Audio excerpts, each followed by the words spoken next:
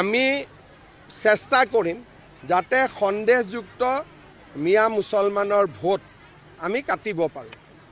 অকল হিন্দু মুছলিম আমিবোৰ গাধ, আমি অকল হিন্দু মুছলিম কৰি থাকোঁতে যাব। আজি অসমৰ অৱস্থা চাওক, মাটি গ'ল, চাকৰি গ'ল, ব্যৱসায়ী গ'ল। এইবোৰ কোনে নিলে? মুছলিমে নিলে নে হিন্দুৱে নিলে? এইবোৰ নিলে সমতাত বহি থকা কেইজনমান লোভী মানুহে। আমি অসমীয়াৰ লগতে কাজিয়া কৰি হিন্দু মুছলিম ধৰ্মলৈ মাৰামাৰি কৰি থাকোঁতে যাব। যেতিয়ালৈকে হিন্দু মুছলিম কৈ চিঞৰি থাকিম আমি, তেতিয়ালৈকে অসমখন বিক্ৰী হৈ যাব। এইটো সত্য। ধৰ্মৰ নাম লৈ ৰাজনীতি কৰা বন্ধ কৰক, নহ'লে এদিন অসমখন অসমীয়াৰ হাতত নাথাকিব। আমি আমাৰ গোটেই BLA সকলক নিৰ্দেশ দিছোঁ, যদি সন্দেহযুক্ত মানুহৰ নাম দেখে আপোনালোকে কমপ্লেইন দিব। কংগ্ৰেছক না, আপুনিও দিয়ক না, যোনে যেনেকৈ পাৰে মিয়াক কষ্ট দিয়ক না, আপুনিও দিয়ক না। ৰিক্সাত উঠিলে 5 টকা ভাড়া হ'লে 4 টকা দি দিব। কষ্ট খালেহে অসমৰ পৰা যাব। ৰাতিটো 9টাত গৈছিলে, মইতো কওঁ মিয়াক কষ্ট দিব ৰাতি 12টাতো যাওক ক'ৰবাত যাব খুজিলে। এইবিলাক কোনো ইছ্যু নহয়। হিমন্ত বিশ্ব শৰ্মা আৰু BJPয়ে ডাইৰেক্ট মিয়াৰ এগেইনষ্টত আছে। আৰু এইবিলাক আমাক ইছ্যু বুলি কৈ কি লাভ হ'ব? আমিতো কৈয়ে আছোঁ, আমিতো লুকোৱা নাই, লুকাইছোঁ নেকি? আগতে এইবিলাক মানে ভয় কৰিছিলে, অমুক এটা নটিচ গৈ গ'ল, অমুক হৈ গ'ল। এতিয়া ময়ে চবকে এনকাৰেজ কৰোঁ যে কষ্ট দি থাকক, কেছ দিয়ক, পুলিচে বিচাৰ কৰিব।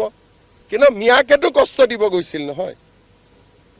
গতিকে কষ্ট নিদিলে, যোৱাকালি মই চাই আহিছোঁ দুলীয়াজানো গৈ পালেগৈ। কালি মই চাই আহিছোঁ দুলীয়াজানতো গৈ বহিলেগৈ, হয় নহয় বিমল? কালি কৈ আছিলে। গতিকে আপোনালোকেও কষ্ট দিয়ক, আৰু তেওঁলোকৰ চিম্পেথাইজ নিউজ কৰি নাথাকিব। আপোনালোকৰ ঘৰতে লাভ জেহাদ হৈ যাব।